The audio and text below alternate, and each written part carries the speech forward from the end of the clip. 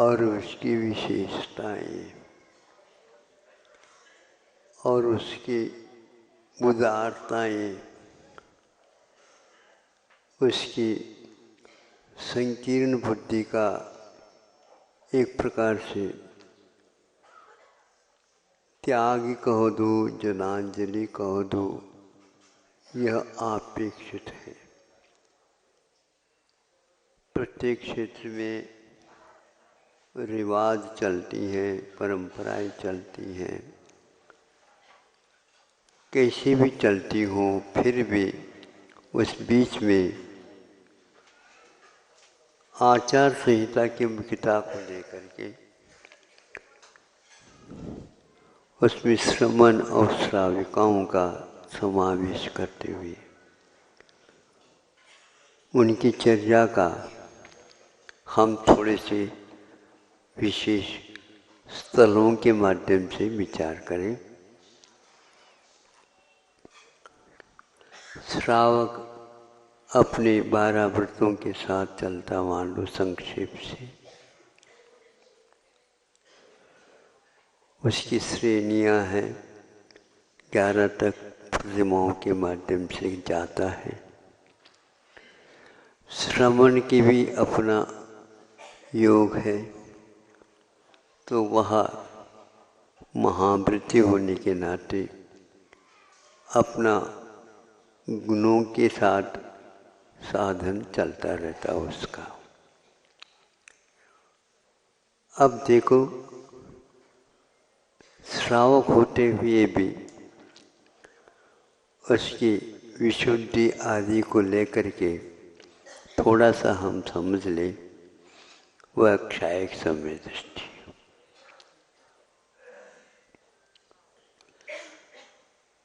और उनके यहाँ मान लो मुनि महाराज आए हैं चर्या के हेतु, उनके पास क्षायक समय दर्शन नहीं है, क्षायोपशमिक समय दर्शन है।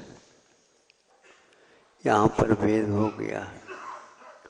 असंख्यात गुणी निर्जला इनकी हो रही है सम्यक दर्शन की अपेक्षा से, क्षयोपशम समय दर्शन की अपेक्षा से इस ढंग से होती नहीं।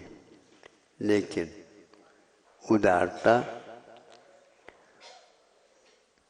आचार संहिता के साथ उनकी विशुद्धियों का एक आरोहण अवरोहण को हम अध्ययन कर सकते हैं। अब इसके उपरांत उस श्रावक के पास पंचम गुण स्थान में वेदविद्याएं रहती हैं, उसके योग्य उसकी विशेषता और है, जो वह मान लो विद्याधर भी हो सकता है। विद्याओं के बल पर वो बहुत कुछ कर सकता है। तो आकाशगामी मान लो विद्या भी उसके पास विद्यमान है, महाराज श्री के पास नहीं है। ये एक उसकी आचार संहिता की फलश्रुति है, ये भी हो गया। किंतु वह श्रावक अपने कर्तव्य से च्युत नहीं होता। इन सब तुलनाएं उसकी दृष्टि हो सकती है, इसमें कोई वादा नहीं। महाराज श्री के पास वो भी नहीं थी। अब आगे थोड़े से और बढ़ जाते हैं। वह श्रावक वर्तमान में 16 कार्य भावनाओं के माध्यम से तीर्थंकर प्रकृति का बंध भी कर रहा है। ये जारी है उसके मन में, और वह तीर्थंकर प्रकृति का बंध ऐसा सामान्य नहीं होता, लेकिन उसके आचार संहिता के अनुसार देखने से स्तर बहुत कम होते हुए भी मुनि महाराज से बढ़ करके अलग हो रहा है। तीर्थंकर प्रकृति के बंध हो रहा है, और उसी जीवन में उसे तीर्थंकर भी होना है। उसी जीवन में, ऐसा नहीं कि भविष्य में दूसरे भाव में जाकर के वो तीर्थंकर बने, उसी जीवन में बन सकता है, इसमें कोई भी रोक टोक नहीं है। और भी जो कोई भी सुविधाएं या उनके विकास के क्रम हो सकते हैं। सुनो, अवधि ज्ञानावरण कर्म का विक्षोभम हो सकता है। और एक प्रकार से ये मुनि महाराज के पास ये सारे विशेषताएं एक भी नहीं है, किंतु इन दोनों में हम तुलना नहीं कर सकते। संभव है कि मुनि महाराज कि वो आहार के लिए आए, आहार करते समय गुणस्थान को कोई भी रोक नहीं सकता, गुणस्थान को कोई रोक नहीं सकता। संभव है सम्यक दर्शन अथवा चारित्र संयम स्थान में नीचे आने का अवसर कर्म के उदय में हुआ तो वह पंचम गुण स्थान में भी आ सकता है। यदि सम्यक दृष्टि इन सब भावों का अध्ययन या साक्षात्कार कर सकता है तो बहुत मामूला गड़बड़ हो जाएगा। और इनके पास तो पंचम गुण स्थान सुनते पंचम गुण स्थान से चतुर्थ गुण स्थान हो गया मुनि महाराज का। अब पंचम गुण स्थान वर्ती इच्छा एक सम्यक दृष्टि श्रावक हो करके तीसंकर प्रकृति का बंध भी कर रहा है। ये सब होते हुए यदि गुण स्थान का बोध होता है, उसको होता ही नहीं और हो भी जाए तो भी वह अतिथि संभाग वृत्त को निर्दोष पालन कर रहा है और वह आहार दे रहा है। कहीं अंतराय न हो जाए इस प्रकार का वह सजग होकर के विचार कर रहा है। बहुत कठिनाई से हमें इस प्रकार के पात्र की उपलब्धि हुई है और इसके माध्यम से मेरा कल्याण होगा, इसमें कोई संदेह नहीं है। और इस सब को देखते हुए मुनि महाराज की ओर देखते हैं तो ककहारा जैसे लग रहे हैं, लेकिन कुछ समय के उपरांत वहीं पर पंच आश्चर्य होते हैं। यही क्यों कब छोड़े, जितना बन सके कराइए।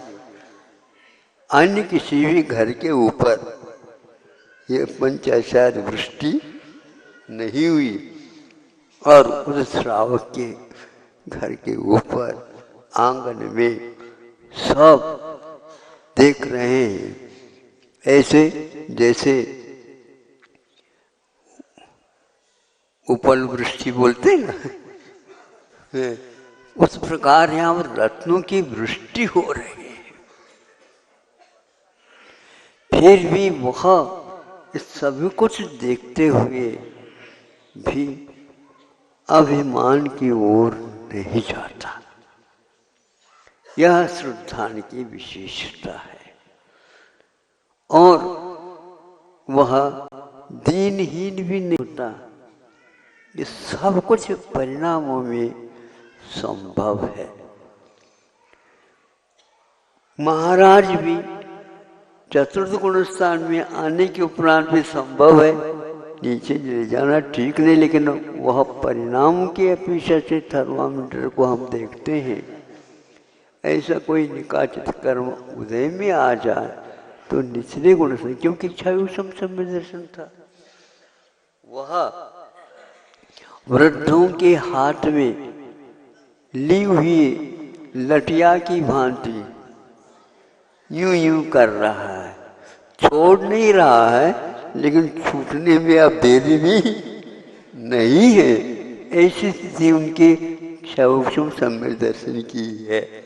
आगम के आधार में बोल रहा हूं। हाँ, अब भीतर से देखते हैं इनका पंचम गुण स्थान अभी प्रत्याख्यान के उदय में उसे असंयम औदिक भाव चल रहा है। इस प्रकार लटिया में अटका हुआ हाथ उनका छठा सातवां कुछ समय के लिए नीचे आया, पुनः ऊपर बढ़ गया। छठा सातवां हो रहा है, निर्दोष चर्या चल रही है। ये भी हो सकता, अथवा मान लो वह साधु जघन्य लब्धि स्थान को लेकर के चल रहा है, और 5 प्रकार के मुनियों में से वह मान लो हो सकता है कि पुलाक भी हो सकता है। मतलब ये तुलनात्मक करने से आगम के आधार से फिर भी उन मुनि महाराज का भी विशेष भाव होने के कारण वह वृष्टि देवों ने आकर के तांडव नृत्य किया आदि आदि जोड़ने से हमें ऐसा लगता है कि जैनाचार्यों की दृष्टि में जैन धर्म कितनी विशालता होना चाहिए, इन सब बिंदुओं के अध्ययन से हो सकता है, होता है। दोनों के इस प्रकार आरोहण अवरोहण के क्रम चलते हुए भी कोई किसी प्रकार की वर्तमान भूमिका में कमी नहीं है। इसलिए समझना चाहिए चतुर्थ काल की हम प्रतीक्षा करें, अब वर्तमान में तो कुछ होता नहीं है, समय दर्शनीय मात्र से ही सब कुछ हो जाएगा, ऐसे कहने वालों के लिए व्याचार कहते हैं तुम बहुत संकीर्ण दृष्टि के धारक हो। सम्यक दर्शनादि परिणाम, चूंकि यह कर्माश्रित कर्म के उदय क्षय क्षोषम के ऊपर आधारित है, और एक यदि सम्यक दर्शन की बात करते हो तो वह पारिणामिक भाव के ऊपर आधारित हो सकता होता है। किसी भी क्षय संविदृष्टि को यह नहीं कहा गया कि वह स्वयं के गुणस्थान का निर्धारण कर लेता है, बल्कि यहाँ तक कहना चाहिए कौन भव्य कौन अभव्य कौन मिथ्यादृष्टि कौन संविदृष्टि, इन सब का तालमेल आप लोगों के क्षयोक्षम के ऊपर आधारित नहीं है। इसलिए आम है, आम का पेड़ है, छाया है, आम लगे हुए भी हैं और बहुत ऊपर लगे हैं, पक भी रहे हैं, सब कुछ है, और हमें भूख भी लगी है। तो सब राहगीर सोचता यहाँ पर बैठ तो जाओ, बहुत दूर से आए, थक करके आए, गर्मी में आए, और बैठा नहीं, ऊपर से कुछ थोड़ी सी हवा के झोंके आने से वहाँ ऊपर से आम गिर गया। वह पत्थर मारा नहीं, किंतु आम गिर गया। और सरकारी ही सरहद में मान लो आम का पेड़ है तो कोई लेने में संकोच भी नहीं करेगा। अब इसके अनुसार देखते हैं, परिणाम अलग वस्तु होती है, अध्ययन अलग वस्तु होती है। महाराज ये बहुत होशियार है, बहुत अच्छा है, आशीर्वाद दे दो महाराज, सम्मानदार सब कुछ है, लेकिन वह भीतर परिणाम कैसा रखता है? हाँ, परीक्षा में भेजा, हाँ महाराज बिल्कुल। अब यदि मान लो उसके मन में सब बातें सुन करके गर्व आ गया, अभिमान आ गया, हमें परीक्षा देना ही नहीं, ऐसा निर्णय लेता है, तो क्या करेंगे?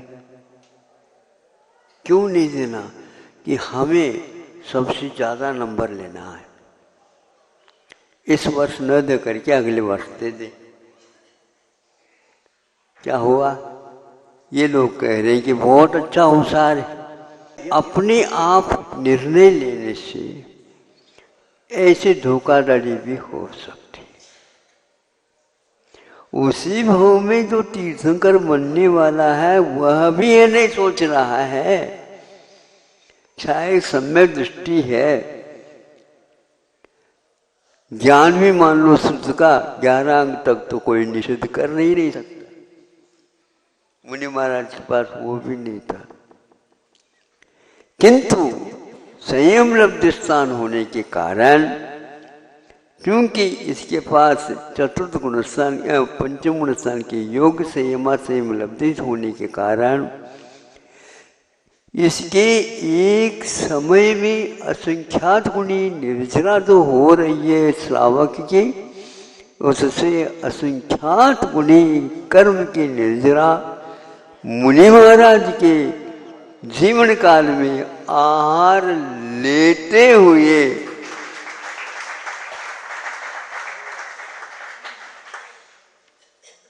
ये अल्प बहुत परिणामों का बड़ा महत्वपूर्ण लगता है। कैसा लगता बताओ? हम हर बात में तोल करके निकलना चाहते हैं, बनिया वृत्ति है। ये उदारता रखो आप तो सारे के सारे श्रावक मंडली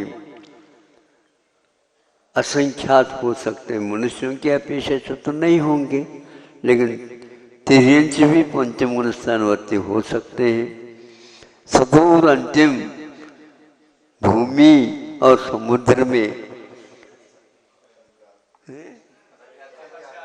असंख्यात है, और जलचर भी है उसमें, जलचर भी है उसमें, और नभश्चर भी है उसमें, सब कुछ है।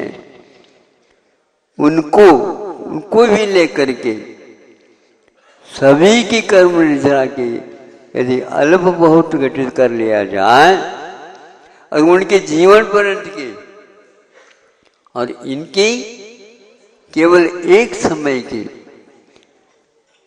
तराजू में रखा जाए, मुनि महाराज की निर्जरा का तराजू पालनी भारी है और हम उसके आभार मानते हैं कि ऐसे ऐसे भी वृत्ति रहते हैं कषायों की ओर नहीं, कषायों को घटाने की ओर चित्त जिसका रहता है वह धन्यवाद का पात्र नहीं है, किंतु स्वागत के योग्य है। उसी भाव में क्या क्या होने वाला पता नहीं। परिणामों की ओर मत देखो, अपने परिणाम की ओर देखो। भांति कोशिश हमारे इस परिणामों के माध्यम से हमारी परीक्षाओं में जो क्रम है वो परिणाम बढ़त क्रम से चले। इच्छा निरोधोस तप है। तप के लिए श्रावकों को भी यथासंभव बताए गए हैं और श्रावणों के लिए भी बताए गए हैं। यहाँ तक कि अविरत सम्यक दृष्टि भी यदि है तो उसके लिए भी कहा जा रहा है, उसकी भी असंख्यात गुणी निर्जरा का अल्पवत साथ रख करके चल रहे हैं। हमें अब कषायों को यदि क्षीण करना है तो अपने चारित्र विशुद्धि करते जाइए। कषायों का हनन हाथ से नहीं होता, हथौड़ा लेकर के बैठ जाओ ठोड़ ठाड़ करके जैसे सड़क बना देते हो, ऐसा बनने वाला नहीं। परिणाम के ऊपर आधारित यह मोक्ष मार्ग धन्य है, चाहे वह चतुर्थ काल हो, चाहे वो पंचम काल हो, चाहे वह तीर्थंकरों के स्थान चल रहा हो, चाहे वहाँ पर कोई भी महाराज एकाधवे रिश्तेदारी नहीं आते हो, तो भी यहाँ पर वह लब्ध स्थान विद्यमान है।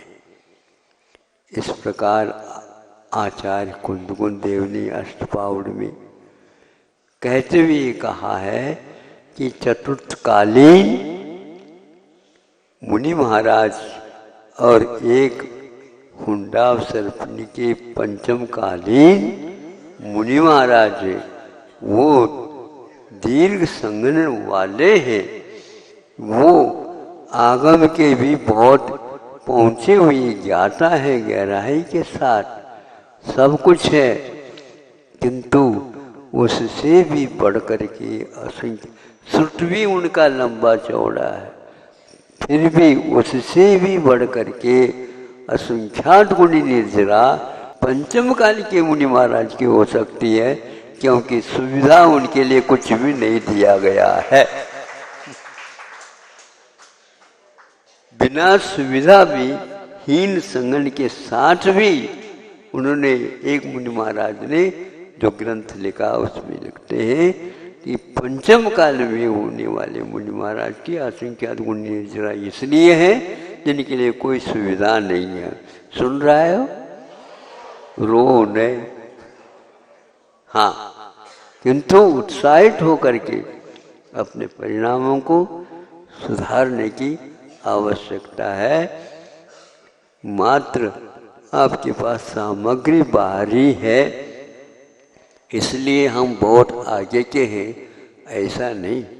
आगे के सोचने वाला, इस ढंग सोचने वाला वो आगे नहीं, किंतु बहुत पीछे है, क्योंकि आगे जो होता है वह परिणामों के माध्यम से होता है। इतना ही पर्याप्त है। ज़्यादा गरिष्ठ हो जाए तो भी अच्छा नहीं, पचाना भी है, बचे नहीं, विशुद्धि क्रम बढ़ता चला जाए, ये तो निश्चित है। उसी ओर जा रहे हैं, एक निश्चय कम होते हुए। हम बैठे नहीं, हम चल रहे हैं, मोक्ष मार्ग पर चल रहे हैं। ये कम है क्या? रोते क्यों करो? महाराज मत कहो, अब करने योग्य कार्य तो करते जाओ, उसमें कमी क्या होता? आगे का कदम उठ नहीं पा रहा है तो मत उठाओ, लेकिन आप चल रहे हैं मोक्ष मार्ग पर। कभी कभी असंख्यात गुण निर्जरा बढ़त क्रम से न होकर के घटत क्रम से होते, लेकिन निर्जरा तो निर्जरा होती है। असंख्यात के भी असंख्यात भेद होते हैं, इसलिए उपशम सम्य दर्शन आदि आदि के साथ तो करण लब्धि के स्थान होने के कारण असंख्यात गुण निर्जरा प्रायः करके घटित करते हैं, लेकिन सामान्य सम्य दर्शन के साथ भी उन्होंने विशेष यदि नमोकार मंत्र इत्यादि की आराधना करता है, उसकी भी असंख्यात गुण निर्जरा होती है। वर्तमान समय में बंद की विवक्षा को लेकर के उससे कई गुना हो जाती है। इसलिए तमाम बोयन, पोयान, पच्छायन, गमन आदि आदि स्वाध्याय में जो नमोकार मंत्र का स्मरणादि कार्य, यह सभी हम लोगों के लिए निष्पादित हो सकते हैं, और इसके द्वारा बन संपयी बंदादो संख्य गुणश्रेणी कम निजरा कारगो नमोकारो कहा। ये नमस्कार मंत्र पंच परमेश्वरी का यह मंत्र असंख्यात गुणी कर्म की निर्जरा करने की क्षमता रखता है। वो आता नहीं आपको? हाँ महाराज, हमें तो आता है, लेकिन दूसरा मंत्र देव ऐसे क्यों कहते हो? महामंत्र है।